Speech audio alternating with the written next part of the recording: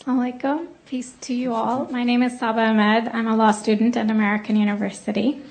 I am here to ask you a simple question. I know that we portray Islam and all Muslims as bad, but there's 1.8 billion Muslim followers of Islam.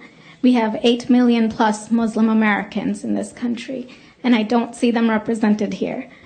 But my question is, how can we fight an ideological war with weapons? How can we ever end this war?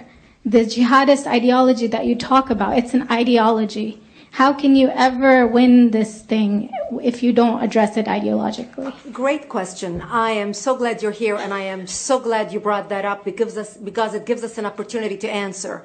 What I find so amazing is since the beginning of this panel, which we are here about Benghazi attack against our people, not one person mentioned Muslims. We are here against Islam, or we're launching war against Muslims. We are here to discuss how 4 Americans died and what our government is doing. We were not here to bash Muslims. You were the one who brought up the issue about most Muslims, not us. And since you brought it up, allow me to elaborate with my answer. There are 1.2 billion Muslims in the world today. Of course, not all of them are radicals. The majority of them are peaceful people. The radicals are estimated to be between 15 to 25%, according to all intelligence services around the world. That leaves 75% of them peaceful people. But when you look at 15 to 25% of the world Muslim population, you're looking at 180 million to 300 million people dedicated to the destruction of Western civilization. That is as big of the United States. So why should we worry about the radicals, 15 to 25%? Because it is the radicals that kill. Because it is the radicals that behead and massacre. When you look throughout history, when you look at all the lessons of history, most Germans were peaceful. Yet the Nazis drove the agenda. And as a result, 60 million people died. Almost 14 million in concentration camps. 6 million were Jews. The peaceful majority were irrelevant. When you look at Russia, most Russians were peaceful as well. Yet the Russians were able to kill 20 million people. The peaceful majority were irrelevant. When you look at China, for example, most Chinese were peaceful as well. Yet the Chinese were able to kill 70 million people. The peaceful majority were irrelevant. When you look at Japan prior to World War II, most Japanese were peaceful as well. Yet Japan was able to butcher its way across Southeast Asia, killing 12 million people, mostly killed with bayonets and shovels. The peaceful majority were irrelevant.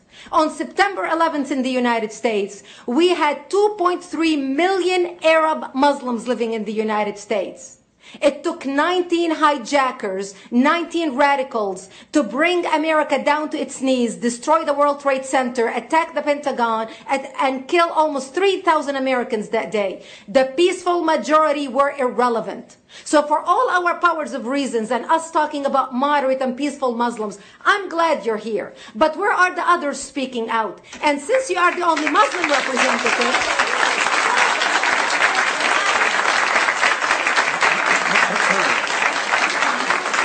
applause till the end.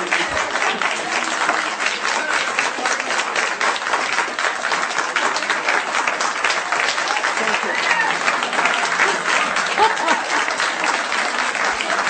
Thank you.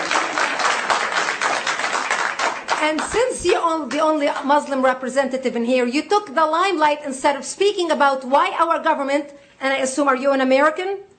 You're an American citizen. So as an American citizen, you sat in this room and instead of standing up and saying a question or asking something about our 4 Americans that died and what our government is doing to correct the problem, you stood there to make a point about peaceful, moderate Muslims. I wish you brought 10 with you to question about how we can hold our government responsible.